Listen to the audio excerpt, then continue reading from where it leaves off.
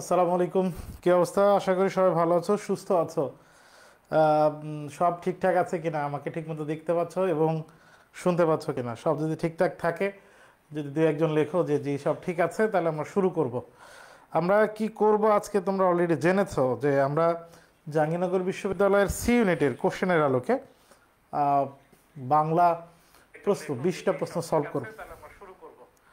আমরা কি করব আজকে তোমরা অলরেডি জেনেছো যে আমরা জাহাঙ্গীরনগর বিশ্ববিদ্যালয়ের সি ইউনিটের কোশ্চেনের আলোকে।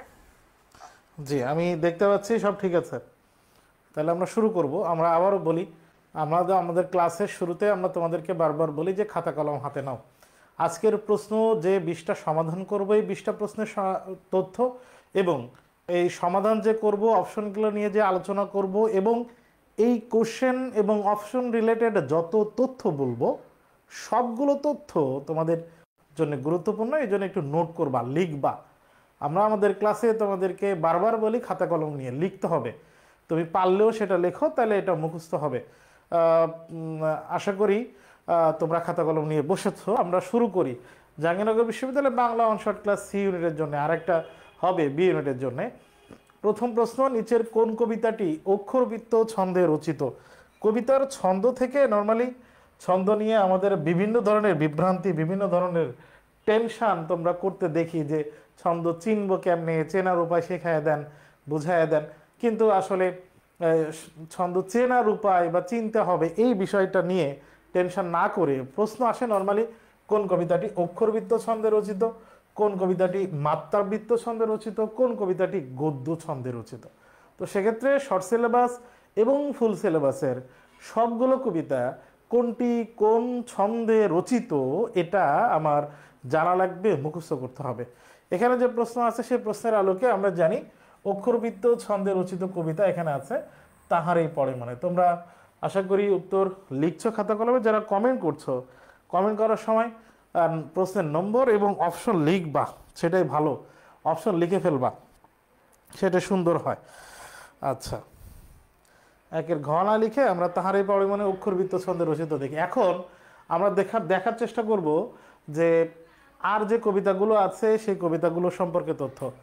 আমরা মাত্রাবৃত্ত ছন্দে রচিত কবিতাগুলো যদি দেখি, তাহলে মনে রাখার জন্যে আমরা এভাবে পড়তে পারি। বিদ্রোহী কবি, এখানে বিদ্রোহী কবিতা 18 বছর বয়সে, তার মানে 18 বছর বয়স কবিতা। প্রতিদান হিসাবে, তার মানে প্রতিদান কবিতা সোনার তরী পেল। বিদ্রোহী কবি 18 বছর বয়সে প্রতিদান হিসাবে সোনার তরী পেল। এখানকার 4টা কবিতা, বিদ্রোহী, 18 বছর বয়স, প্রতিদান এবং সোনার তরী, এই 4টা কবিতা হচ্ছে মাত্রাবৃত্ত ছন্দ। এই জাতীয় ছন্দ অনেকগুলো আছে বাজারে, বিভিন্ন বইয়ে। তোমরা হয়তো অলরেডি মুখস্থ করে ফেলেছো। যে যে ছন্দ মুখস্থ করে মনে রাখতে পারে, মনে রাখতে পারলেই হয়েছে। গদ্য ছন্দ যেগুলো আছে, কোনো অন্তমিল নাই, এরকম কবিতা যেগুলো আছে সুচেতনা, আমাদের শর্ট সিলেবাসের বাইরের, নুরুল দিনের কথা মনে পড়ে যায়, এটা গদ্য ছন্দে। ফেব্রুয়ারি 1969, এটাও গদ্য ছন্দে। কিংবদন্তির কথা বলছি, এটাও গদ্য ছন্দের। আর ছবি, এটাও গদ্য ছন্দের। আমরা এক বাক্যে এভাবে মনে রাখতে পারি, সুচেতনা ও নুরুল দিন ফেব্রুয়ারি 1969 কিংবদন্তির ছবি দেখতে পেল। এই বাক্যের মধ্যে যে কবিতা আছে সুচেতনা, নুরুল দিনের কথা মনে পড়ে, ফেব্রুয়ারি 1969 কিংবদন্তির কথা বলছি আর ছবি, এই কবিতাগুলো সবই গদ্য ছন্দে রচিত। অক্ষরবৃত্ত ছন্দে রচিত কবিতা, অক্ষরবৃত্ত ছন্দে রচিত কবিতার মধ্যে আছে পদ্মা। পদ্মা কবিতাটি অক্ষরবৃত্ত ছন্দে রচিত। পদ্মা নদীতে বেড়াতে গিয়ে বিভীষণের প্রতি মেঘনাদ, বিভীষণ তাহারেই পড়ে মনে, তাহার, এই তাহারেই পড়ে মনে। পদ্মা, বিভীষণের প্রতি মেঘনাদ আর তাহারেই পড়ে মনে, এই কবিতা 3টা অক্ষরবৃত্ত ছন্দে রচিত। আমরা এক বাক্যে পদ্মা নদীতে বেড়াতে গিয়ে বিভীষণ তাহার কথা মনে করলো, তাহারেই পড়ে মনে, বিভীষণ আর পদ্মা, এইগুলা অক্ষরবৃত্ত ছন্দে রচিত। তার মানে এখানে যেটা আছে সে অনুযায়ী তাহারেই পড়ে মনে উত্তর হচ্ছে। তাইলে এবার আমার মনে হয় এগুলো আমরা জানি, মুখস্থ করছি, বিভিন্নভাবে এগুলো পড়েছি। এগুলো নিয়ে আমাদের প্রবলেম হওয়ার কথা না। কোন কবিতাটি? আমার মনে হয় এগুলো আমরা জানি, মুখস্থ করছি বিভিন্নভাবে এগুলো। ওকে, ফাইন। এরপরে যাই 2 নম্বর প্রশ্ন, বাংলা ধ্বনি তত্ত্বে কোন ধ্বনি উচ্চারণে জিহ্বা শায়িত অবস্থায় থাকে? জিহ্বা শায়িত, তার মানে জিহ্বা শুয়ে থাকে। জিহ্বা শুয়ে থাকতে হলে জিহ্বাকে কোথায় থাকতে হয়? জিহ্বা শুয়ে থাকতে হলে জিহ্বাকে মধ্যে বা মাঝখানে থাকতে হয়, মধ্যে বা মাঝখানে থাকতে হয়। জিহ্বা শায়িত থাকলে বা শুয়িত থাকতে হলে জিহ্বাকে মধ্যে বা মাঝখানে থাকতে হয়। আমরা এটা জানি যে উচ্চারণের সময় জিহ্বা শুয়ে পড়ে এবং জিহ্বা সামনের দিকেও আসে না, জিহ্বা পিছন দিকেও যায় না। বললে জিহ্বা শুয়ে থাকে, অপরিবর্তনীয় একবারে নিচের দিকে পড়ে থাকে জিহ্বাটা। এটা হচ্ছে উত্তর হচ্ছে এখন এই প্রশ্ন রিলেটেড খুবই গুরুত্বপূর্ণ এই ছকটা। তোমরা বিগত বছরের প্রশ্ন এবং বিভিন্ন প্রশ্ন মডেল টেস্ট ঘাটলে দেখবা যে এই ছক থেকে প্রশ্ন আসে এবং আমাদের পড়তে হয়। আমরা দেখি জীবের অবস্থান কখন মাঝখানে থাকে। জীবের অবস্থান থাকে কখন মাঝখানে? যখন এর উচ্চারণ হয়। জীবের উচ্চতা উপরে থাকে জীব কখন? এবং উ বললে। উচ্চ মধ্য থাকে এইটা, নিম্ন মধ্য থাকে এই দুইটা, আর জীব একেবারে নিচে থাকে এর সময়। এর সময় দুই ঠোঁটের দূরত্ব সব থেকে বেশি, তাই বিবৃত। এবং এর সময় অর্ধ বিবৃত, এবং ও এর সময় অর্ধ সংবৃত। এবং ও এর সময় দুই ঠোঁটের দূরত্ব সব থেকে কম থাকে, গোল হয়ে যায়। এই জন্য এবং উ এর সময় সংবৃত উচ্চারণ হয়। এই ছকটা আমরা মুখস্থ করবো, এই টাইপের তথ্য প্রশ্ন হতে পারে। 3 নম্বর, নিচের কোন বানানটি শুদ্ধ? আমরা উত্তরদিক শব্দটি আমরা জানি যে উত্তরদিক শব্দটি সন্ধিসাধিত শব্দ। উত্তরদিক শব্দ একটি সন্ধিসাধিত শব্দ।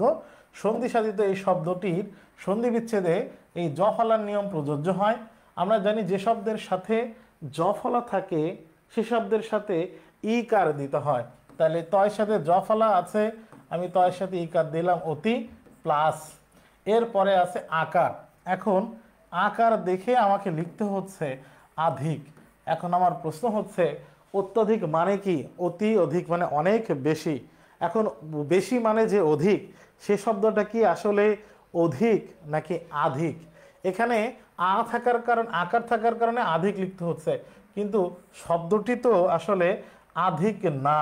আধিক নামে তো শব্দ না। শব্দটি আসলে কি? শব্দটি আসলে হবে অধিক। শব্দটি হবে আসলে অধিক। তার মানে অতিযুক্ত অধিক, অত্যধিক। এখানে আকার বানানটা ভুল আছে।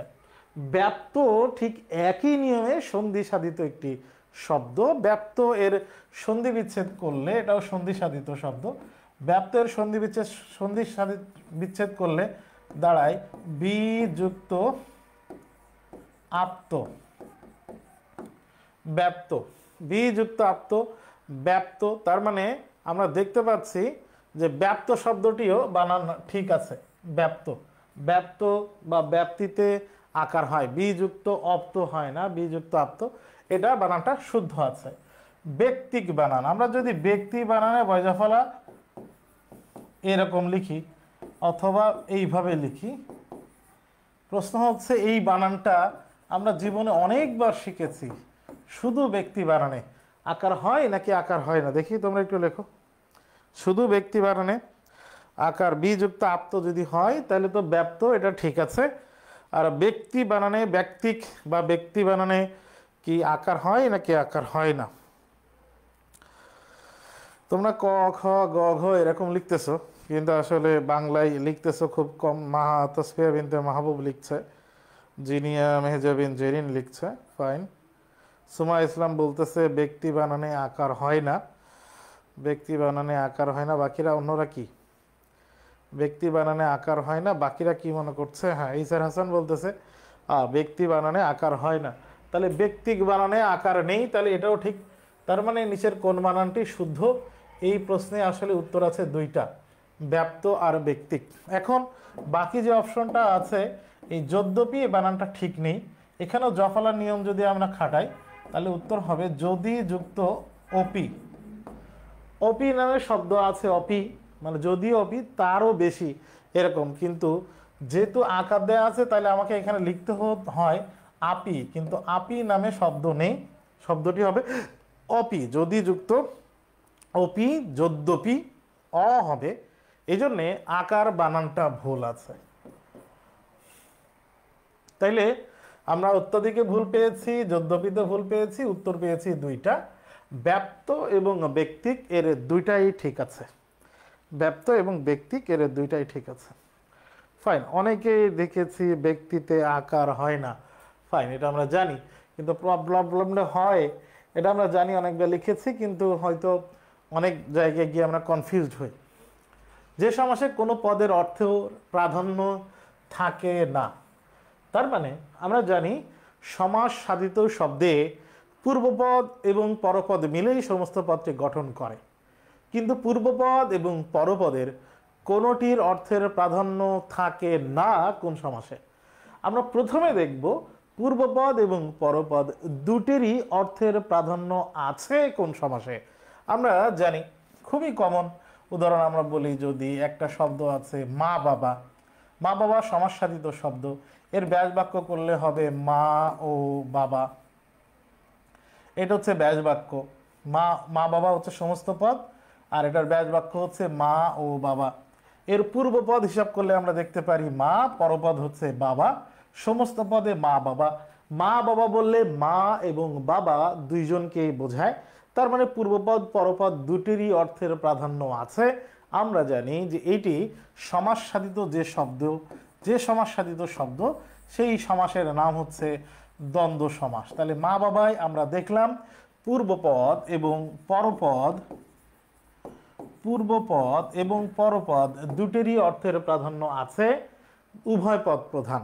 ঠিক এরকম আরেকটা সমাস আছে যেটি দ্বন্দ্ব সমাসের একবারে বিপরীত সমাস, যেখানে পূর্বপদ এবং পরপদ কোনোটিরই অর্থের প্রাধান্য না থেকে তৃতীয় কোনো অর্থ, তৃতীয় কোনো ব্যক্তি, তৃতীয় কোনো বস্তু বিষয়কে বোঝায়, এমন সমাসকে বলা হয় বহুব্রীহি সমাস। কোনো পদের অর্থ প্রাধান্য থাকে না, সেটাকে বলা হয় বহুব্রীহি সমাস। আমরা উদাহরণ দেখি, যেরকম শব্দ আছে 80-20, 80-20, এখানে ব্যাস বাক্য করলে দাঁড়ায় হচ্ছে 80-তে 20 জার, 80-তে 20 জার, 80-তে মানে 20 দাঁত বা দাঁতে, 80 শব্দের অর্থ হচ্ছে দাঁত, আর 20 মানে 20। তাহলে পূর্বপদের অর্থ হচ্ছে 80 দাঁত, আর পরপদের অর্থ হচ্ছে 20 দাঁতে 20 জার, তাকে কি বলে? সাপ। তার মানে 80-20 শব্দটির অর্থ হচ্ছে সাপ। তাহলে আমরা দেখলাম পূর্বপদের অর্থ হচ্ছে দাঁত, পরপদের অর্থ হচ্ছে 20। পূর্বপদ পরপদ কোনোটির অর্থ না দিয়ে 80-20 মানে তৃতীয় কোনো পদ, তৃতীয় কোনো শব্দ বা তৃতীয় কোনো অর্থ দিয়েছে। পূর্বপদ পরপদের কোনো অর্থেরই প্রাধান্য আমরা খুঁজে পেলাম না, তাহলে এটা কোন সমাস? এটা বহুব্রীহি সমাস। খুব কমন উদাহরণ, এটা আমরা জানি। তাহলে আমরা এই প্রশ্ন রিলেটেড আর কি তথ্য শিখব? আমরা বহুব্রীহি সমাসে দেখলাম যে পূর্বপদ এবং পরপদ কোনোটারই প্রাধান্য নেই। দ্বন্দ্ব সমাসে আমরা কি দেখলাম? পূর্বপদ এবং পরপদ দুটিরই অর্থের প্রাধান্য আছে। এখানে একটা তথ্য বলেছি, তাইলে বহুব্রীহি সমাস এবং দ্বন্দ্ব সমাস পরস্পর বিপরীত সমাস, এটা আমরা সিদ্ধান্ত নিতে পারি। অব্যয়ীভাব সমাসে কোন পদের প্রাধান্য থাকে? অব্যয়ীভাব সমাসে আমরা জানি যে পূর্বে একটা অব্যয় থাকে, অব্যয়ীভাব সমাসে পূর্বে অব্যয় থাকে এবং ওই অব্যয় পদটিরই অর্থের প্রাধান্য বোঝায়। এই জন্যে পূর্বপদটা প্রাধান্য থাকে, সে সমাসের নাম হচ্ছে অব্যয়ীভাব সমাস। তাহলে অব্যয়ীভাব সমাসে কোন পদের প্রাধান্য থাকে? পূর্বপদের প্রাধান্য থাকে। তৎপুরুষ সমাসে গিয়ে আমরা দেখতে পাবো, তৎপুরুষ সমাসে গিয়ে পরপদের অর্থ প্রাধান্য থাকে, পূর্বপদ থেকে বিভক্তি লোপ পাবে এবং পরপদের অর্থ প্রধান হবে। এই সমাসের নাম হচ্ছে তৎপুরুষ সমাস। 4টা অপশন ছিল, এই 4টা অপশনে যে 4টা সমাস, এই সমাসে কোন পদ প্রধান আমরা একটু জানি। বহুব্রীহি সমাসে পূর্বপদ পরপদ না থেকে তৃতীয় পদ প্রধান। দ্বন্দ্ব সমাসে পূর্বপদ এবং পরপদ দুটাই প্রধান। অব্যয়ীভাব সমাসের পূর্বে অব্যয় থাকে এবং অব্যয়টাই শব্দের অর্থকে পরিবর্তন করে দেয়, তার মানে অব্যয়টার ভাব বেশি, অব্যয়টার প্রধান বেশি, তাহলে পূর্বে থাকে সেটা, তার মানে অব্যয়ীভাব সমাসের পূর্বপদ প্রধান, আর তৎপুরুষ সমাসে পরপদ প্রধান। বাকি যে দুইটা সমাস আছে, দ্বিগু সমাস আর কর্মধারয় সমাস। দ্বিগু সমাস এবং কর্মধারয় সমাসে কোন পদ প্রধান একটু লিখতে হবে তোমাদের। দ্বিগু সমাস আর কর্মধারয় সমাস, দ্বিগু সমাসে কোন পদ প্রধান আর কর্মধারয় সমাসে কোন পদ প্রধান, তোমরা লিখবা, এর পরের প্রশ্নে আমরা যাব। দ্বিগু সমাসে কোন পদ প্রধান আর কর্মধারয় সমাসে কোন পদ প্রধান লিখলে তারপর আমরা যাব। গণ অভ্যুত্থান, গণ আন্দোলন, গণের অভ্যুত্থান, গণের আন্দোলন, এই দুইটাই হচ্ছে ষষ্ঠী তৎপুরুষ সমাস। আমি জিজ্ঞেস করেছি দ্বিগু সমাস এবং কর্মধারয় সমাসে কোন পদ প্রধান। আমরা তৎপুরুষ সমাসে পরপদ প্রধান দেখেছি। পরপদ প্রধান এরকম সমাস আছে তিনটা।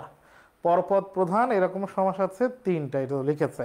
Thank you. পরপদ প্রধান এরকম সমাস আছে তিনটা, দ্বিগু, কর্মধারায় আর তৎপুরুষ, এই তিনটাতে হচ্ছে পরপদ প্রধান। দ্বিগু, কর্মধারায় আর তৎপুরুষ, এই তিনটাতে হচ্ছে পরপদ প্রধান। গেট, দুইটাই পরপদ প্রধান। তাহলে আমরা কোন পদ, কোন সমাসে কোন পদ প্রধান, এই তথ্যগুলো জানলাম। এইগুলো থেকে প্রশ্ন প্রায়ই আসে, খুবই ইম্পর্টেন্ট তথ্য। 5 নম্বর প্রশ্ন, নিত্য মূর্ধন্যবাচক শব্দ। নিত্য মূর্ধন্যবাচক শব্দ মানে হচ্ছে স্বভাবতই মূর্ধন্য। স্বভাবতই মূর্ধন্য, স্বভাবতই মূর্ধন্য মানে হচ্ছে নিয়ম ছাড়া মূর্ধন্য। নিয়ম ছাড়া মূর্ধন্য কোন জায়গায়? এমনিতেই হুদাই মূর্ধন্য হবে, নিয়ম না মেনে ঘাউলামি করে মূর্ধন্য হবে, সেটা আমরা দেখি। প্রথমে আমরা দেখি রাবণ বানানে। রাবণ বানানে এখানে র আছে, র এর পরে ব আছে, ব হচ্ছে পবর্গীয় বর্ণ। র এর পরে পবর্গীয় বর্ণ থাকলে, এর পরে ন থাকলে সেই নটা মূর্ধন্য হয়, এটা নিয়ম অনুযায়ী। রামায়ণে র আছে, র এর পরে ম আছে, ম হচ্ছে পবর্গীয় বর্ণ, এরপরে অন্তস্থ আছে পবর্গীয় বর্ণ বা অন্তস্থ হ অনুস্বার, এই বর্ণের পরে যদি ন থাকে সেই নটা মূর্ধন্য হয়, এটাও নিয়ম মেনে মূর্ধন্য হয়েছে। বিষ্ণু বানানে যে যুক্ত বর্ণটা আছে, এই যুক্ত বর্ণ বিশ্লেষণ করলে হয় মূর্ধন্য স যুক্ত ন, সেই নটা মূর্ধন্য হবে। কারণ কি? স এর সাথে, পেট কাটা স এর সাথে কোনো ন যুক্ত হলে তৎসম শব্দে সেই নটা মূর্ধন্য হয়, তার সাথে যুক্ত হলে বা এর পরে মূর্ধন্য হয়। তাহলে এটাও নিয়ম মেনে মূর্ধন্য হয়েছে। কিন্তু কল্যাণ বানানে কেন মূর্ধন্য হয়েছে? কল্যাণ বানানে হুদায় এমনিতেই মূর্ধন্য হয়েছে, নিয়ম ছাড়া স্বভাবতই, যেটাকে বলা হয় নিত্য মূর্ধন্য। এই জন্য উত্তর হচ্ছে কল্যাণ। কল্যাণ এটার উত্তর। পরের প্রশ্ন, আফসোস কোন ভাষার শব্দ? আফসোস শব্দটা শুনলেই তো আমাদের এর সাথে আফসোস লীগ নামক আর একটা শব্দ মাথায় আসে। আফসোস লীগ, আফসোস লীগ তোমরা কি চেনো? দেখি আমার সাথে যারা যুক্ত হয়েছ, ক্লাস করছো, তারা আফসোস লীগ নামে কোনো দলের নাম শুনেছ? আফসোস লীগ, আফসোস লীগ চেনো? আফসোস লীগ নামে কোনো দল, এটার নাম শুনেছ? আফসোস একটা ফার্সি ভাষার শব্দ, ফার্সি ভাষার শব্দ, ফরাসি না কিন্তু ফার্সি, পার্সি বা পারস্য থেকে আসছে। আফসোস লীগ, গুড। আফসোস লীগের নাম শুনছো?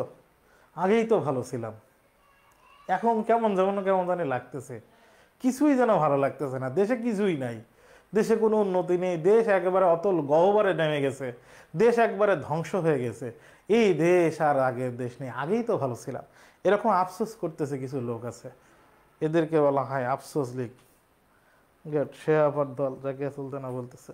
তাহলে এখানে আফসোস কোন ভাষার শব্দ? আফসোস হচ্ছে ফার্সি ভাষার শব্দ। কি এখন আফসোস লীগ সম্পর্কে একজন লিখছে, মানে মাগিলক মনে হয় এই বিষয়ে কথা বলতে নারাজ। যা শুনে অনুপমের মন পুলকের আবেশে ভরে গেল। দেখো, অনুপমই একমাত্র পুরুষ যে বিয়ের আসর থেকে কন্যাপক্ষ তাকে খেদায় দিছে অপমান করে, মেয়েকে সে দেখতে পর্যন্ত পারে নাই, তো চলে গেছে। প্রথমে চলে যাওয়ার পরে তার মানে মামা এবং তাদের বাড়ির লোকজন যাওয়ার সময় তো ভাঙচুর করেই গেছে, গিয়ে মামলা টামলা করবে, হুঙ্কার টুঙ্কার অনেক কিছু দিছে। শেষ পর্যন্ত দেশ হিতৈষী যারা, তাদের আশেপাশে যারা ভালো লোক, জ্ঞানী মানুষ, তারা বলছে যে না, এটা করা ঠিক হবে না, অপমানের আর কিছু বাকি থাকবে না। শেষকালে যখন হইল না, তখন অনুপম কি করবে? বাংলা সিনেমার নায়িকা নায়কের মতো ছ্যাঁকা খাইয়া ব্যাকা হইয়া সে বারবার তার কথা স্মরণ করে এবং সে কল্পনা করে যে একদিন একদিন এই মেয়ে কান্নাকাটি করতেছে, বাপের কথা শুনে না অসুস্থ হয়ে গেছে, বাপ শেষ পর্যন্ত না পেরে ওর কাছে আবার ছুটে আইছে অনুপমের কাছে যে আমার মেয়ে তো শেষ হয়ে গেল, কান্নাকাটি করে খালি, তুমি আবার আসো, এরকম কল্পনা করতে থাকে। এক পর্যায়ে যখন যখন সে জানতে পারে যে মেয়ে সিদ্ধান্ত নিছে, এটা তো কল্পনার বিষয়, কিন্তু বাস্তবে যখন সে জানতে পারে যে মেয়ে সিদ্ধান্ত নিছে যে আর সে মানে বিয়ে করবে না, তখন তার মনের ভিতরে পুলকের আবেশে ভরে গেল। যে সিদ্ধান্ত নিছে যখন সে আর বিয়ে করবে না। তাহলে অন্যত্র কোথাও কল্যাণী বিয়ে করবে না। এই ঘটনা শোনার পরে অনুপমের মনের মধ্যে পুলকের আবেশ ভরে গেল। এখন আরেকটা জায়গায় বসন্ত বাতাস, বসন্ত বাতাসের কথা বলা হয়েছে। বসন্ত বাতাসের, বসন্ত বাতাসে মানে নতুন তরু পল্লবের মতো তার মনের ভিতরে শিহরণ জাগছিল। এইটা কখনকার কথা একটু শুনতে চাই। বসন্ত বাতাসের কথা বলা হয়েছে কখন? বসন্ত বাতাসের নবপল্লব রাশি তার মনের ভিতরে স্ফুরণ ঘটিত লাগিল। না আমি মানি না, বাণীতে ব্যাপার আছে, এসব বাদ দাও, প্রশ্নের উত্তর দাও। বসন্ত বাতাসের নবপল্লব রাশি, গাছের নতুন পাতা যেরকম শিহরিত হইয়া উঠছিল, বসন্ত বাতাসের কথা বলা হয়েছে। এটা কোন জায়গার কথা, কোন ঘটনার কারণে এই বসন্তের বাতাস লাগতেছিল তার মনের ভিতরে? বসন্তের বাতাস লাগতেছিল, আরে হাসিবুল দেখতেছে দেখি। বসন্ত বাতাস আফা এখন, আরে আফার কথা ভাব দাও, আফার কথা বাদ দাও ভাই। অনুপম তার মনের ভিতরে বসন্তের বাতাস লাগতেছিল নতুন গাছের পাতায়, সেটা কখনকার ঘটনা?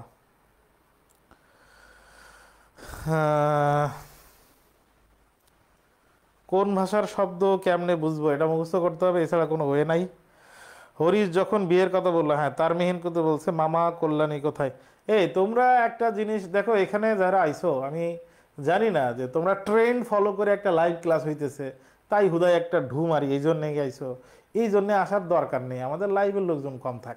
হুদায় এসে উল্টোপাল্টা কমেন্ট করো না, হুদায় এসে এখানে আনোয়ার হোসেন হওয়ার দরকার নেই।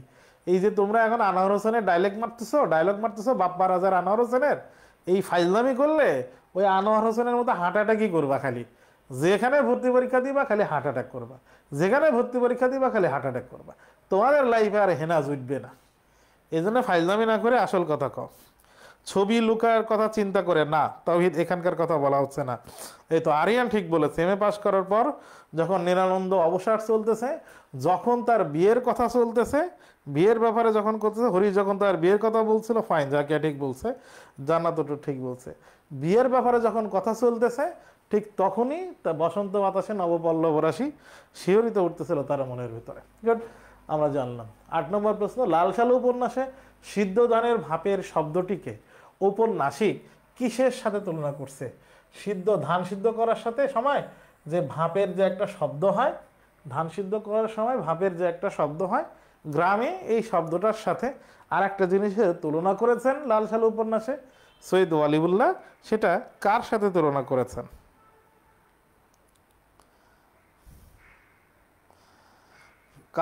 কার সাথে তুলনা করেছেন?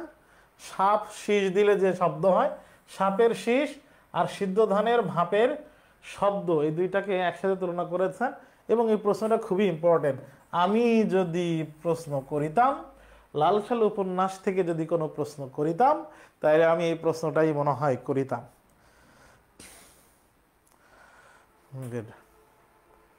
তাহারই পরে মানে কবিতায় কবি বসন্ত বিমুখতার মধ্য দিয়ে কি ফুটে উঠেছে? দেখো, বিমুখতা মানে কি? মুখ ঘোরানো, বিমুখ। আমি মুখ ফেরে তাকিয়ে আছি এখন ক্যামেরার দিকে, আমি ক্যামেরার দিকে তাকাবো না, বিমুখ হইলাম। তার মানে কি? ক্যামেরা সম্পর্কে আমি এখন আগ্রহী না, ক্যামেরা সম্পর্কে আমি এখন উদাসীন, ক্যামেরা আমার ভাল লাগতেছে না, স্বামী মরে গেছে, কষ্টে মরতেছি, বসন্তে কি হইতেছে প্রকৃতিতে এটা আমার কিছুই ভাল লাগতেছে না। এই যে তোমরা আনোয়ার হোসেনের মতো হার্ট অ্যাটাক করবা যখন রেজাল্ট হবে না, তোমাদের অবস্থা এরকম হবে। দুনিয়াদারি কিছুই ভাল লাগবে না। যেরকম আফা এবং আফসোস লিগদের যে অবস্থা এখন, ওদের কিছুই ভাল লাগতেছে না, আগেই ভালো ছিল। ঠিক সেরকম ওই আফসোস লিগের মতো তাহারই পরে মানে কবিতায় স্বামী মারা যাওয়ার পরে যে আফসোস করছিল, সে প্রকৃতির প্রতি, বসন্তের প্রতি তার কোনো আগ্রহ ছিল না, সে উদাসীন হচ্ছিল। এই বিমুখতা উদাসীনতার প্রতীক। আমরা একটু দেখি যে তাহারই পড়ে মানে কবিতায় সুফিয়া কামাল যে কেমনে আফসোস লিগ হয়ে গেছিল। হে কবি নীরব কেন, ফাগুন যে এসেছে ধরাই, কবিরে জিজ্ঞাসা করতেছে, বসন্তে বরিয়া তুমি লোবে নাকি তব বন্দনায়? তব মানে তোমার প্রশংসা বাণীতে তুমি বসন্তকে কি বন্দনা করে, বসন্তকে কি অভ্যর্থনা জানাবে না? কহিল সে স্নিগ্ধ আঁখি তুলি, স্নিগ্ধ আঁখি, উৎসুক চাহনি, নিচু ছিল, অন্যদিকে তাকাছিল, উৎসুক চাহনিতে সে বলল, দক্ষিণ দোয়ার গেছে খুলি, কি দক্ষিণ বাতাস, দক্ষিণ দিক থেকে কি বাতাস আসা শুরু হয়েছে? বাতাবি লেবুর ফুল ফুটেছে কি, বাতাবি লেবুর কি ফুল ফুটছে, ফুটেছে কি আমের মুকুল? এই যে প্রকৃতির বর্ণনাগুলো উনি বলছেন, এগুলো কি হয়েছে? অন্য সময় এইরকম ঘটনা ঘটলে কবি কবিতা লিখত, সেটা নিয়ে বন্দনা লিখত, বিভিন্ন ধরনের লেখালেখি করত। এবার সে পারছে না, তার ওই ব্যাপারে কোনো আগ্রহ নেই, তাই বলছে সে কি আসলে এই ঘটনাগুলো কি ঘটছে? দক্ষিণা সমীর তার গন্ধে গন্ধে হয়েছে কি অধীর আকুল, দক্ষিণ দিক থেকে আসা বাতাস, বাতাবি লেবু এবং আমের মুকুল, এই দুইটার ফুলে কি আসলে আকুল হয়েছে, গন্ধে ভরে গেছে? এখনো দেখনি তুমি, কবি ভক্ত বলতেছে, কবিকে যে প্রশ্ন করছিল কবির ভক্ত, সে বলতেছে এখনো কি দেখনি তুমি? কহিলাম, কেন কবি আজ এমন উন্মনা তুমি? এই যে উন্মনা শব্দটা, যেটা উত যুক্ত মনা, উন্মনা, এটা উত এখানে উপসর্গ, এই প্রশ্ন আসছিল ঢাকা বিশ্ববিদ্যালয়ে, উত উপসর্গ দিয়ে গঠিত উন্মনা। এই উন্মনা মানে কি? তার মনটা হৃদয়ে নেই, বাইরে চলে গেছে। এই উন্মনা মানে হচ্ছে উদাসীন। যেহেতু উন্মনা মানে উদাসীন, তার মানে এখানে এই বিমুখতা মানে কবির উদাসীনতা প্রকাশিত হয়েছে। বিমুখতা মানে কবির উদাসীনতা প্রকাশিত হয়েছে। গুড। এই যে তোমরা আসো, ফাইন, ভেরি গুড। উদাসীনতা নিয়ে কে যেন একজন লিখছে, আচ্ছা মাহফুজ ভাই চলে আসে। কইল সেই স্নিগ্ধ হাঁকি তুলি, দক্ষিণ দোয়ার গেছে খুলি নাকি সেরা লাইন। 10 নম্বর, বাক্যে প্রয়োজনের অতিরিক্ত শব্দ ব্যবহার, যা প্রয়োজন না তার বেশি ব্যবহার করলে বাক্যে কোন ভুল হয়? কোন ভুল হয়? এই ভুলের আগে আমরা একটা বাক্যের গুণ বা বৈশিষ্ট্য সম্পর্কে জানব। একটা বাক্যের প্রধান গুণ বা বৈশিষ্ট্য হচ্ছে তিনটি। একটা বাক্যের প্রধান গুণ বা বৈশিষ্ট্য কয়টি? তিনটি। প্রধান গুণ বা বৈশিষ্ট্য কি কি? এক, আকাঙ্ক্ষা, আকাঙ্ক্ষা বানানি উমর নিচে খিও আছে। 2, আসক্তি, আসক্তি, আকাঙ্ক্ষা মানে হচ্ছে বাক্যের একটা অংশের পর একটা অংশে কি হবে, আসক্তি মানে হচ্ছে বাক্যের পদগুলো সুশৃঙ্খল ভাবে সাজানো থাকতে হবে। আর 3 নম্বর গুণ হচ্ছে বাক্যের যোগ্যতা। যোগ্যতা মানে হচ্ছে বাক্যে যে শব্দগুলো আমি ব্যবহার করব, একটা শব্দের সাথে আর একটা শব্দের অর্থগত ভাবগত একটা সুন্দর সম্পর্ক থাকতে হবে, এটাকে বলা হয় যোগ্যতা। এখন এই যোগ্যতা হারানোর বেশ কিছু কারণ আছে। একটা বাক্য আকাঙ্ক্ষা না আসক্তি না, যোগ্যতা নামক এই গুণ বা বৈশিষ্ট্যকে হারাতে পারে বেশ কিছু কারণ আছে। সেই কারণগুলোর মধ্যে একটা হচ্ছে বাহুল্য দোষ, আর একটা আছে উপমার ভুল প্রয়োগ, আরও একটা আছে বাগধারার যে শব্দগুলো আছে সেগুলো পরিবর্তন করা, আরও আছে গুরুচণ্ডালী দোষ, সাধু এবং চলিত একসাথে মিশ্রিত করা, এরকম বেশ কিছু দোষ আছে। এখানে যে অংশটা আছে অতিরিক্ত শব্দ ব্যবহারে বাক্যে কি হয়, বহু বা অতিরিক্ত লিখলে যে দোষ হয় সেই দোষকে আমরা বলি বাহুল্য দোষ। যেরকম আমরা মসজিদে দেখি নামাজ চলাকালীন সময়, নামাজ চলাকালীন সময়ে দরজা বন্ধ রাখুন, এসি চলতেছে, চলাকালীন, এখানে কাল মানে সময়, আবার সময় আছে, দুইটা সময় একসাথে হয়েছে, এটাকে বলা হয় বাহুল্য দোষ। খুব কমন উদাহরণ, সকল, সকল ছাত্র ছাত্রীরা, এখানে রা বহুবচন আবার সকল বহুবচন, দুইটা বহুবচন একসাথে হয়েছে, এটা বাহুল্য দোষ। আমরা যদি বলি আশু ভবিষ্যৎ,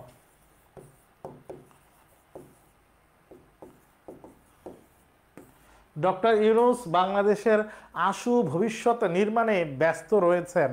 আশু ভবিষ্যৎ, আশু ইটসেলফ মানেই ভবিষ্যৎ, আর ভবিষ্যৎ এই দুইটা একসাথে লাগবে না, হবে না। তার মানে একই জাতীয় শব্দ একই মিনিং দেয়, এরকম শব্দ এক জায়গায় দুইটা হইলে অতিরিক্ত বা বহু লেখার কারণে যে দোষ, সেই দোষকে বলা হয় বাহুল্য দোষ। আর উপমার ভুল প্রয়োগ মানে আমি একটার সাথে আর একটা তুলনা করব, সেটার বৈশিষ্ট্যগত মিল থাকতে হবে। চরিত্রগত বৈশিষ্ট্যগত মিল না থেকে যদি তুলনা করি, সেই তুলনাকে বলা হবে উপমার ভুল প্রয়োগ। যেরকম আমরা চাঁদের মতো সুন্দর, চাঁদের মতো মুখ এরকম বলতে পারি, কিন্তু পাহাড়ের মতো মুখকে পাহাড়ের সাথে তুলনা করা যায় না। উপমা ভুল করে প্রয়োগ করলেও বাক্য তার যে গুণ বা বৈশিষ্ট্য হারায়, সেই গুণ বা বৈশিষ্ট্যটা হচ্ছে বাহুল্য দোষ। তার মানে আমরা এর উত্তর দেখব বাহুল্য দোষ হয়। 11 নম্বর, 10 দিকের 10টি হাত ভর্তি করতে হিমশিম খেয়ে যাচ্ছে ইংরেজ, ডাচ আর ফরাসিরা। তার মানে 10 দিক থেকে 10টা হাত ভর্তি করছে, খেয়ে নিছে।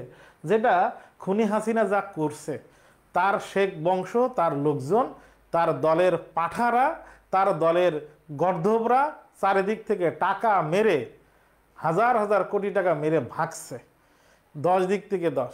যখন সিরাজউদ্দৌলা নিজে বাইরের ষড়যন্ত্র থেকে তার ভিতরের, তার প্রাসাদের ভিতরে, তার আত্মীয় স্বজনের ভিতরে ষড়যন্ত্র নিয়ে টেনশনে ছিলেন। ওই ষড়যন্ত্র যারা করছে, ওরা মূলত কি করছে, তারা নিজেরা মেরে খাইছে সবকিছু। এখানে যে ঘটনাটা ঘটছে একটু অন্য জায়গার ঘটনা। 10 দিকের 10টি হাত ভর্তি করতে হিমশিম খেয়ে যাচ্ছে ইংরেজ, ডাচ আর ফরাসিরা। তার মানে ভিতরের লোকজন সব খেয়ে ফেলতেছে। তার মানে নবাবের পরিষদ বর্গের লোভ, নবাবের পরিষদ বর্গ যারা ছিল, যারা আত্মীয় স্বজন, এখানে যদি বলছে যদিও আত্মীয় স্বজন না, সরাসরি নবাবের রাজত্ব যারা চালাইতো, তাদের লোভ, তাদেরকে মিটাতে গিয়েই ইংরেজ, ডাচ আর ফরাসিরা বিপদে ছিল। এটা নবাবের পরিষদ বর্গের লোভ হবে উত্তর। 12 নম্বর, সিকান্দার আবু জাফর যে পত্রিকা সম্পাদনা করতেন। আমরা জানি সিকান্দার আবু জাফর মাসিক সমকাল পত্রিকা সম্পাদনা করতেন। মাসিক সমকাল পত্রিকার সম্পাদক ছিলেন সিকান্দার আবু জাফর সম্পর্কে আমরা, সিকান্দার আবু জাফর শব্দটা এই ওনার লেখক পরিচিতি কেন এসেছে আমরা জানি। সিরাজউদ্দৌলা নাটক সিকান্দার আবু জাফর লিখেছেন। সিকান্দার আবু জাফর এর একটা বিখ্যাত সঙ্গীত আছে, যেটা পরবর্তীতে গণসঙ্গীত হিসাবে রূপ লাভ করছে, যেটা হচ্ছে আমাদের সংগ্রাম চলবে, জনতার সংগ্রাম চলবে। এই জনতার সংগ্রাম চলবে, আমাদের সংগ্রাম চলবে, এটার রচয়িতা সিকান্দার আবু জাফর।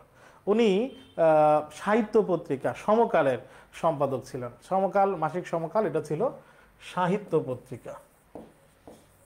সাহিত্য পত্রিকা, এখানে এই পত্রিকায় বিভিন্ন গুরুত্বপূর্ণ অনেক লেখা ছাপিয়েছেন উনি। তার একটা বিখ্যাত কাব্যগ্রন্থ ছিল বাংলা ছাড়। এই বাংলা ছাড় কাব্যগ্রন্থের মধ্যে একটা কবিতা ছিল বিখ্যাত, সিকান্দার আবু জাফরের বিখ্যাত কবিতা, সেটা হচ্ছে বাংলা ছাড়। কাব্যগ্রন্থের বাংলা ছাড় কবিতা, এই কবিতাটাও এই পত্রিকায় প্রকাশিত হয়ে বিখ্যাত হয়েছে। রক্ত চোখের আগুন মেখে ঝলসে যাওয়া আমার বছরগুলো, আজকে যখন হাতের মুঠোয় কণ্ঠনালীর খুন পেয়াসি ছুরি, কাজ কি তবে আগলে রেখে বুকের কাছে কেউটে সাপের ঝাঁপি, আমার হাতেই নিলাম আমার নির্ভরতার চাবি, তুমি আমার আকাশ থেকে সরাও তোমার ছায়া, তুমি বাংলা ছাড়ো। এই বাংলা ছাড় কবিতা থেকে এই অংশটা, এটা বাংলা ছাড় কাব্যগ্রন্থের সিকান্দার আবু জাফরের। এটা মাসিক সমকাল পত্রিকায় প্রকাশিত হয়েছিল। এই সাহিত্য পত্রিকায়, এই পত্রিকায় অনেক বিখ্যাত বিখ্যাত লেখা প্রকাশিত হয়েছে।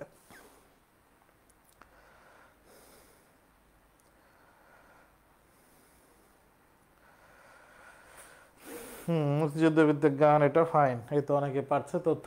অর্ঘ্য শব্দটির অর্থ কি? অর্ঘ্য, দেখো অর্ঘ্য দুইটা শব্দ আছে একই রকম।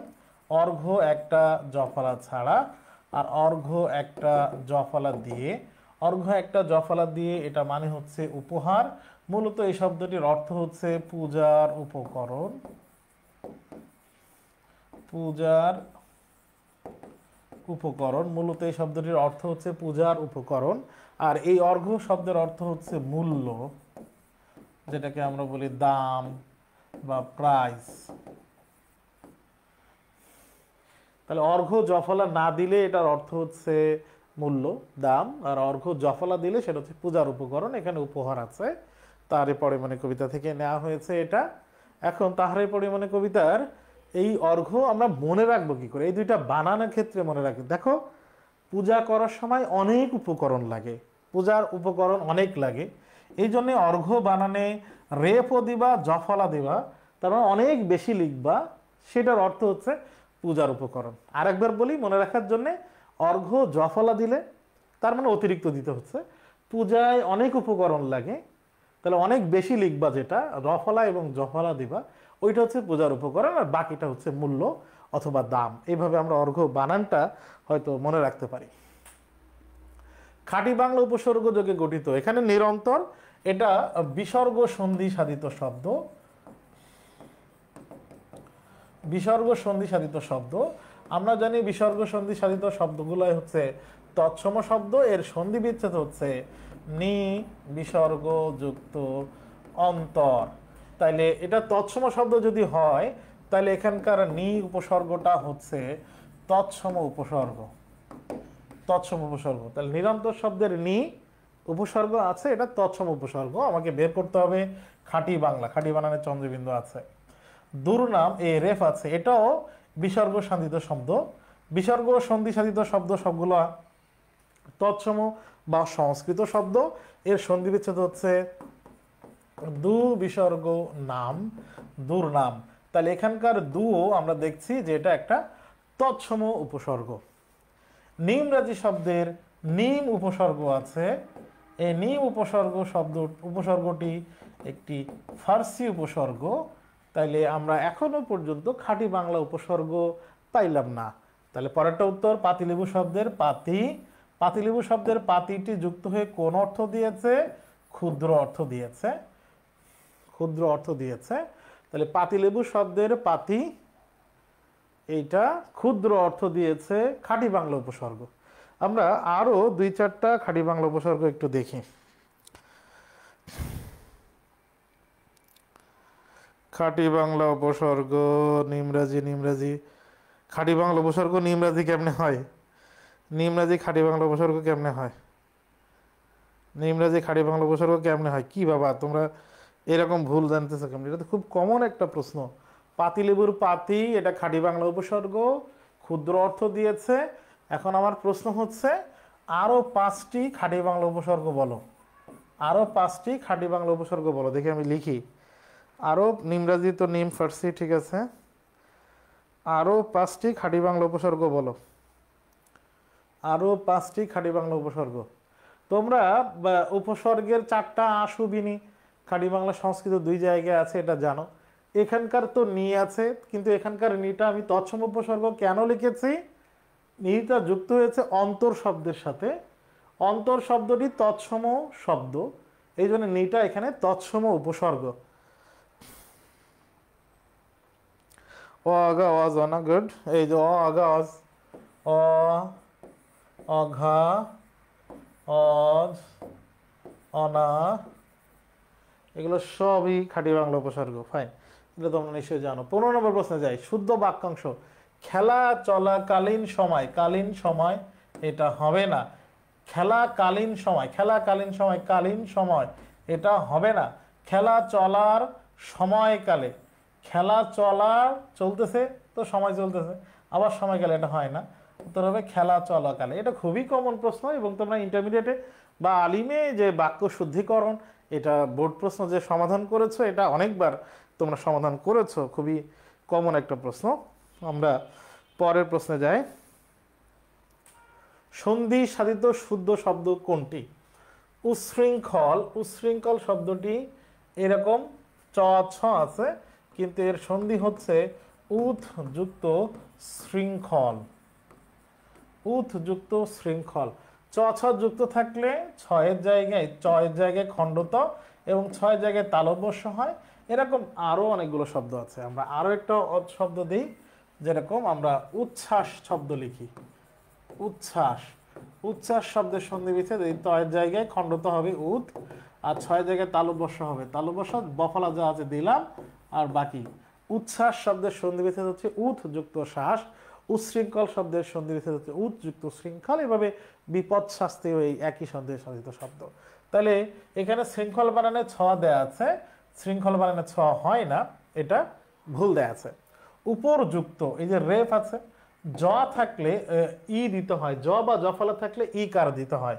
তাহলে এখানে জ বা জফলা আমি ই দিব, ইটা কার সাথে দেব? রেফ মানে র, র এর সাথে দেব। উপরি প্লাস বাকি যেটুকু আছে লিখে দেব, বাকি আছে উক্ত। এই এখানে উপর আর যুক্ত আছে, তার মানে এটাও ভুল আছে, এটা হইতেছে না, হবে উপরি যুক্ত উক্ত। সন্ধান, সন্ধান এখানে নাসিক্য ধ্বনির সাথে বর্গীয় বর্ণ থাকলে, নাসিক্য ধ্বনির জায়গায় ম হয়, সন হবে না, হবে সম যুক্ত ধান। সংযুক্ত ধান, তাহলে এটাও ভুল আছে। আর নিযন্ত এই বর্গীয় জ, চ, ছ, জ, বর্গীয় তৃতীয় বর্ণ থাকলে বর্গীয় 1 নম্বর বর্ণ হয়, ওই ফ্যামিলির 1 নম্বর বর্ণ হবে। তাহলে নিযন্ত জয়ের জায়গায় নিচ যুক্ত অন্ত, এটা ঠিক আছে। তাহলে এটা উত্তর ঠিক আছে, বাকি তিনটাতে ভুল আছে। সন্ধির এই প্রশ্নে কারো কোনো প্রশ্ন বা কোনো টেনশন বা কোনো কথা আছে? সংযুক্ত ধান হয় সন্ধির এই প্রশ্নটা আমরা বুঝছি। এই 4টার নিয়ম গুরুত্বপূর্ণ, এই 4টার যে নিয়ম বুঝালাম উদাহরণ, এটা আমরা বুঝতে পারছি কিনা, সব ঠিকঠাক বুঝতে পেরেছি কিনা সন্ধির এই প্রশ্ন। উদ্যুক্ত শৃঙ্খল, উপরিযুক্ত উক্ত, সংযুক্ত ধান, ভেরি গুড। উত্তর তো কোনটা তোমরা বুঝতেছো, কিন্তু এইটা যা বোঝালাম এই প্রশ্নটার ব্যাখ্যা তোমরা শুনেছো কিনা, সব ঠিক আছে কিনা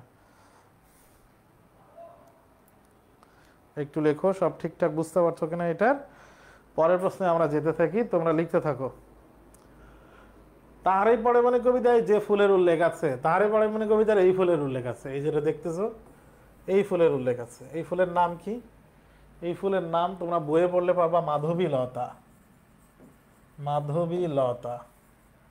আর আমরা কবিতায় পড়ি কি, মাধবী কুড়ির বুকে গন্ধ নাহি, কইল সে পরম হেলায়, বৃথা কেন ফাগুন বেলায়, ফুল কি ফোটেনি শাখে, পুষ্পরতি লবিনী কি ঋতুর রাজন, মাধবী কুড়ির বুকে গন্ধ নাই। মাধবী ফুলের যে কুড়ি হয়েছে এটাতে তুমি কি গন্ধ খুঁজে পাইতেছ না? করে নাই অর্ঘ্য বিরোচন, এই যে উপহার রচনা কি করেনি? এখানে আছে এই মাধবী ফুল, যেটাকে আমরা মূলত চিনি মাধবী লতা হিসাবে। তাহারে পরে মানে কবিতা এই ফুলের উল্লেখ আছে। বাতাবি নেবু ফুল আর আমের মুকুলের কথা যদিও আছে, আম এটা তো ফুল না, জাত হিসাবে এটা ফল। বাতাবি লেবু এটাও তো ফল, তো ফল হইতে গেলে ফুল হইতে হয়, এটা সত্য। কিন্তু বাতাবি লেবু ফুল ইটসেলফ ফুল তো না, আম তো ফুল না। মাধবী ফুলের কথা বা মাধবী লতার কথাই এখানে আছে। কোনটি রবীন্দ্রনাথ ঠাকুরের কাব্যগ্রন্থ নয়? আমরা জানি সোনার তরী এটা একটা নাম সর্বস্ব কবিতা কাব্যগ্রন্থ, কারণ এই কাব্যগ্রন্থের নাম সোনার তরী আর এই কাব্যগ্রন্থের কবিতা সোনার তরী, এটা আমরা পড়েছি। কবিতাটাকে বলা হয় নাম সর্বস্ব কবিতা। চিত্রা, সোনার তরী এবং বলাকা, এই তিনটা হচ্ছে রবীন্দ্রনাথের কাব্যগ্রন্থ। কিন্তু অগ্নিবীণা এই কাব্যগ্রন্থ, এটাও কাব্যগ্রন্থ, কিন্তু এটা লিখেছেন জাতীয় কবি নজরুল ইসলামের কাব্যগ্রন্থ। এবং অগ্নিবীণা কাব্যগ্রন্থেরই একটা কবিতা হচ্ছে বিদ্রোহী। হঠাৎ বড় লোক হওয়া। আকাশ কুসুম মানে কি? আকাশ কুসুম মানে হচ্ছে অসম্ভব কল্পনা, অসম্ভব কল্পনা। আকাশ কুসুম মানে অসম্ভব, build castle in the sky, আকাশে বিল্ডিং বানানো, তাহলে অসম্ভব কল্পনা।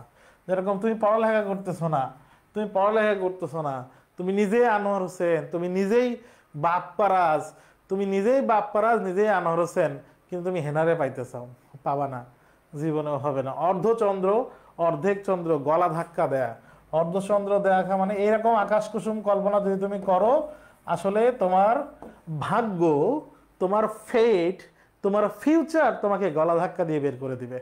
পরিশ্রম না করে হুদায় আকাম কুকাম করে বেড়ালে তোমার কপাল, তোমার ভাগ্য তোমাকে গলা ধাক্কা দিবে আকাশ কুসুম কল্পনা করে বেড়ালে।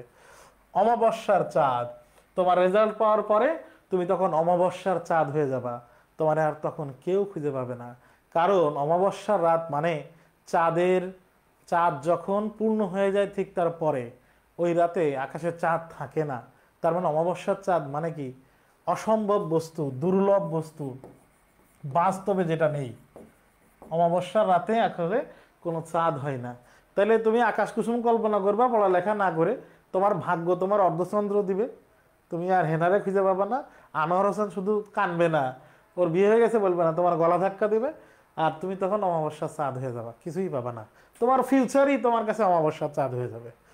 কিন্তু যদি তুমি পরিশ্রম করো, কিন্তু যদি তুমি কলা গাছ লাগাও, তাহলে আঙুল ফুলে কলা গাছ হবে, কলা গাছে একসময় ফল ধরবে। পরিশ্রম যদি করো একসময় তুমি বড় হবা। কিন্তু 2 নাম্বারই করে যারা বড় লোক হয়, হঠাৎ করে টাকা পয়সা পায়, এটাকে বলা হয় আঙুল ফুলে কলা গাছের মতো বড় হয়ে গেছে, এটাকে বলা হয় হঠাৎ বড় লোক হওয়া।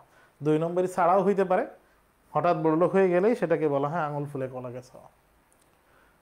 সুকান্তের প্রথম কবিতা কোনটি? যদিও এই তথ্যটা রিলেটেড বিষয় যেগুলো আছে তার সাথে এক্স্যাক্ট তথ্যটা পাওয়া যাচ্ছে না, তবে শিখা এটা একটা পত্রিকা, এটার সাথে এটার মিল নেই। শিখা পত্রিকা। তোমরা আবুল ফজলের বুদ্ধির মুক্তি আন্দোলনের নাম শুনেছো। এই বুদ্ধির মুক্তি আন্দোলনে যে কয়জন ভূমিকা রেখেছিলেন, কাজী মোতাহার হোসেন, আবুল ফজল, এই লেখক যারা লিখতেন, যেটাকে একটা কথা আছে আমরা জানি যে জ্ঞান যেখানে সীমাবদ্ধ, বুদ্ধি সেখানে আড়ষ্ট, মুক্তি সেখানে অসম্ভব। এই কথাটা এই যে বুদ্ধির মুক্তি আন্দোলনের কথা, এটা শিক্ষা পত্রিকায় আসলে লেখাশেখা হইতো। শিক্ষা পত্রিকা। বাকি দুইটা সম্পর্কে রিলেটেড তথ্য নেই। এখানে প্রথম কবিতাটা হচ্ছে সঞ্চয়। সুকান্ত ভট্টাচার্যের রিলেটেড একটা খুব কমন কথা, ইদানিং ট্রেন্ডি একটা বিষয় আছে সুকান্ত ভট্টাচার্যের সাথে। সুকান্ত ভট্টাচার্য নিজে যদিও কলকাতায় জন্মগ্রহণ করেছেন সুকান্ত ভট্টাচার্য, তার নানার বাড়ি, কিন্তু তার পিতামহের বাড়ি মানে তার দাদার বাড়ি বা বাবার বাড়ি কিন্তু যেখানে ওই যে পূর্ব দিগন্তে সূর্য উঠেছে রক্তলাল রক্তলাল করে দেয়, আর্মি গিয়ে পিডায় রক্তলাল করছে যে এলাকা, সেই এলাকায় কিন্তু সুকান্ত ভট্টাচার্যের বাবার বাড়ি, পিতার বাড়ি। এটা তোমরা দেখে জানো কিনা একটু লেখো তো। পূর্ব দিগন্তে সূর্য উঠেছে রক্তলাল রক্তলাল, লাঠি দিয়ে পিটায় রক্তলাল করে দিছে, পিছনের অংশ কোন এলাকায়? সেই জায়গায় হচ্ছে সুকান্ত ভট্টাচার্যের